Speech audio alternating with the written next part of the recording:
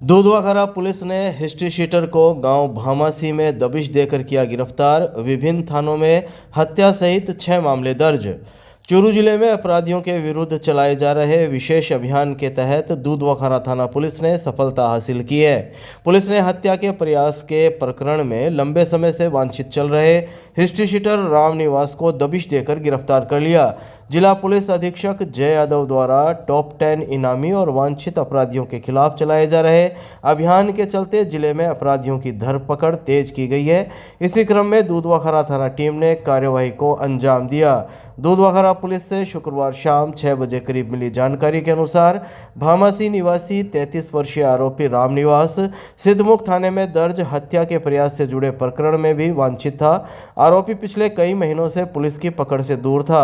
आरोपी को आगे की कानूनी कार्रवाई हेतु सिद्धमुख थाना पुलिस को सुपुर्द किया गया है। पुलिस रिकॉर्ड में राम निवास दूधवाखरा थाने का हिस्ट्री शीटर अपराधी है, जिसके विरुद्ध हत्या का प्रयास और मारपीट जैसे संगीन अपराधों के कुल 6 मुकदमे दर्ज हैं। इस कार्रवाई में दूधवाखरा थाना head constable Pradeep Kumar, constable Somvir, Naresh और धर्मपाल की महत्वपूर्ण भूमिका रही।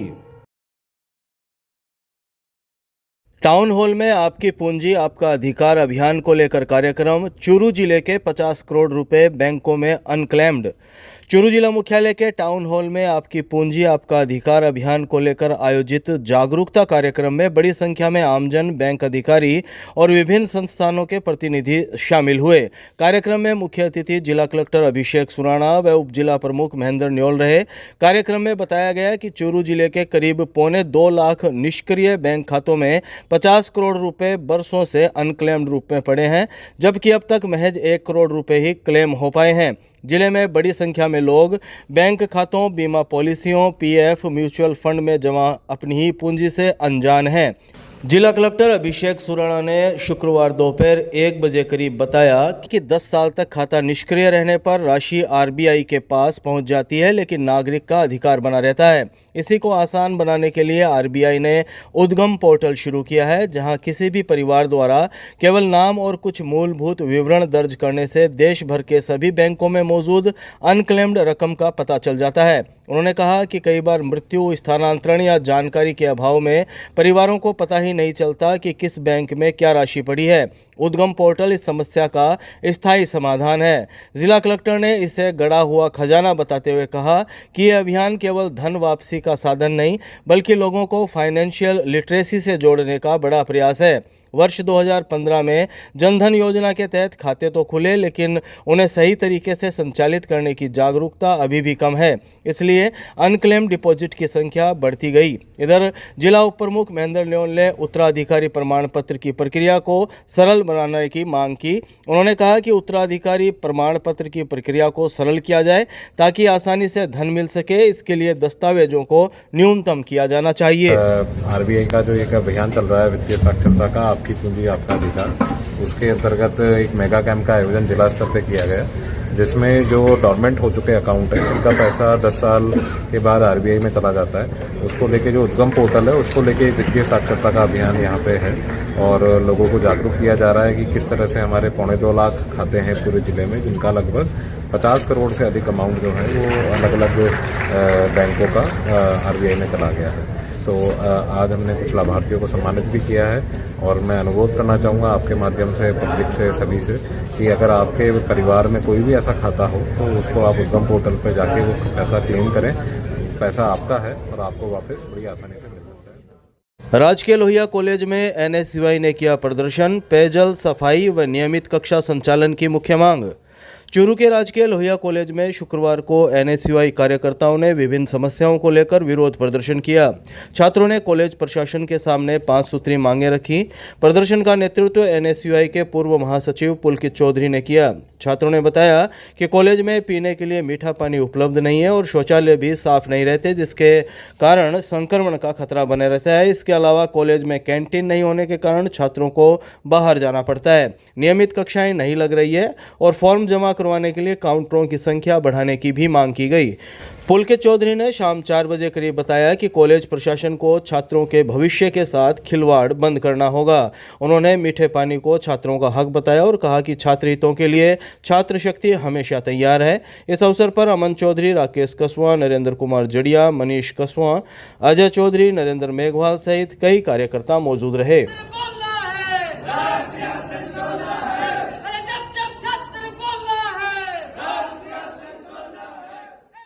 जिला कलेक्टर अभिषेक सुराणा ने किया सहजू सर, जसरा सर और रामदेवरा में स्कूल, पीएचसी आदि का निरीक्षण।